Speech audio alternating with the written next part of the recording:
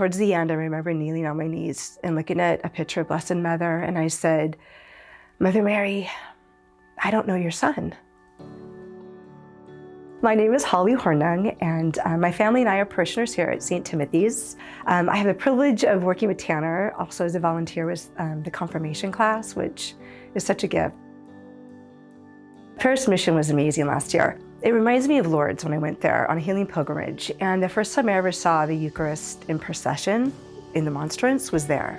It was just pretty profound, like, wow, they're walking in public with Jesus. And I remember before we went to Lourdes that they mentioned that people were healed just by Jesus passing by them. And so being at the mission and the parish mission and seeing Father Patrick process with the Eucharist was just, it just kind of took me back to that time being in Lourdes, and just the intimacy that brings. It's different than Mass, because Mass is collective and we all talk at the same time. Whereas the parish mission was, praise and worship, which is great, we're all doing that. But then the moment that Jesus is going up and down the aisle is a time when you get to be by yourself with him and have your, your little private conversations. And then as you're praying and you know that, Father's on that side of the church, I'm like, who is getting healed right now? What's happening? So it's like a mini little retreat, if that makes sense. Most of us don't get a chance to take a weekend or, a week to go on pilgrimage or do retreats. So the parish mission is, it's just a gift. I had a great childhood. My mom and dad are Catholic and raised me to be a very good Catholic. I was really close to Jesus as a kid. I think up to age 12. And then confirmation I received in 8th grade. And it's crazy how all of a sudden it seems like, the devil just starts chipping away at you. And it's like the closer you get to God or to Jesus, the more he kind of comes at you.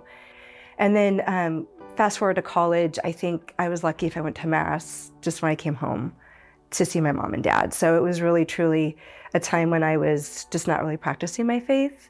I had faith, but I wasn't practicing it. So, and then after college, I met my husband, who's amazing. And fortunately, we were kind of back in the faith again as we got married in the Catholic Church. And then my firstborn, Isabella, maybe some people have seen her in Mass. She wears a pink helmet and is in the wheelchair. She has severe epilepsy. And so that started when she was 7 months old. And I can say really, truly for the past 25 years, so she's 25 years old now, it's been the chase to find a cure, to find something that will help her, something that will decrease her seizures, that will give her better quality of life. And so in that process, in the beginning, when she was born, we were still kind of really being good about being Catholic. And then I had 2 more kids. They're amazing and wonderful. And the quest for healing for her got very secular, if that makes any kind of sense. And then I think Juliana was just a brand new baby, and then the scandal in the church with all the priests broke out, and I just kind of said, I'm done. I'm just done. I was really angry, and so truly the missing piece is Jesus, right? We know that. I know that now, but at the time I didn't. I was just, like I said, I just was seeking healing in places that maybe the church wouldn't be happy with, and I've gone to confession for that. So fast forward, I think I don't joke about this is a serious thing. There's a time when I think just truly my big toe was Catholic, and my last line, no, honestly, I'm being very serious. Matthew Kelly and Mother Teresa were my last lifelines. And so hold on to those saints if you can, and read a good book. You never know how it can change your life. Rediscovering Catholicism, started coming back to the faith. Gosh, I think it was just the seeking for Bella, the seeking, and I finally had the courage to ask someone with the Order of Malta if Bella could go on a healing pilgrimage with them to Lourdes. The first year she wasn't chosen, but in the process of wanting to be chosen to go to Lourdes, because they take the malades, people who are sick, cancer, whatever it may be, whatever ailment may be happening. But you have to be a practicing Catholic. So, were we practicing Catholics? We kind of were. We were getting back into it. And gosh, Blessed Mother in her wisdom, we weren't chosen the first year. But we still moved forward. We were doing everything, getting back to Sunday Mass. Finally got my kids all to have their first communion, all three at the same time. And surprise, surprise, the following year, we were secretly nominated again, and Bella was chosen to go. So that was the moment. Being in Lourdes was the beginning of coming back, really coming back, you know. So I remember, and being in Lourdes was amazing. To see people who are just really living their faith and having the witness of conversation and laughing, and then daily Mass and the Rosary, that was really impactful. And so seeking healing for Bella, being in Lourdes, being just poured over in all that our Catholic tradition has to offer was amazing. And towards the end, I remember kneeling on my knees and looking at a picture of Blessed Mother, and I said, Mother Mary, I don't know your son. So I go, I think I left off in high school. I go, I don't know where to go. So I need your help.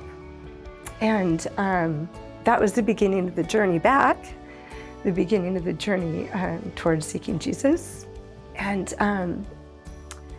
God in his wisdom has not healed our daughter, but he healed Dave and me, healed our marriage. I'm still seeking him. I'm seeking a deep relationship with Jesus. And anytime I get a chance to be with the Eucharist, to be with community, there are actually days where I'm like, oh my gosh, I'm just destroyed. I don't even know, Jesus, where you are. I think you just have to start. And it's kind of uncomfortable when you want to start to seek Jesus, because you're just like, how do I do this? Do I do it the right way? This helps me sometimes when I pray. I'm like, Jesus, my brother and my Savior. And when you think of Jesus as your brother, I think he's more approachable, like a big brother who's like, oh, I got you, come here.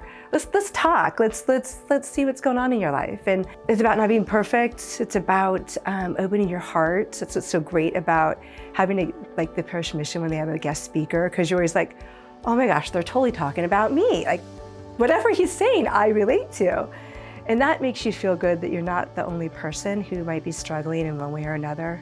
You just gotta start, you just gotta show up. And what's great about the parish mission, anyone who's like, oh, I don't wanna go, I don't wanna talk to anybody, you don't have to. You don't, just go. You can wear your sweats if you want. You don't have to be dressed up. Just go, find a comfy spot and enjoy the music, enjoy the guest speaker, be entertained for a little bit, participate in the songs if you can, and then Jesus is gonna show up. And see what happens. Like, only you know and only he knows what's gonna happen. That's between the two of you. So just come and see what God has in store for you. Jesus is waiting.